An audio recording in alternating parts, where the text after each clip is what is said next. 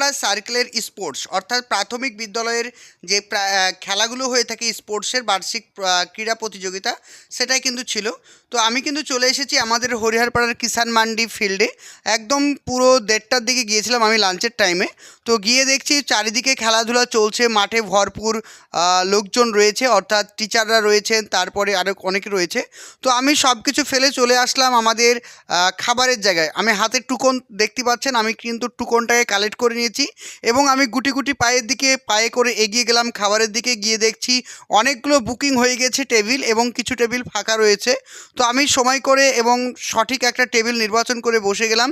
তো প্রথমে আমাকে যেটা খাবার দেওয়া হয়েছিল দেখতে পাচ্ছেন এখানে ভাত, ডাল, মানে চিকেন রয়েছে, তার সঙ্গে আরও যেটা রয়েছে চাটনি, পাঁপড় ভাজা, আর তার সঙ্গে রয়েছে আরও বিভিন্ন সবজি রয়েছিল, সঙ্গে একটা গুড়ের মিষ্টি দিয়েছিল এবং তার সঙ্গে আমরা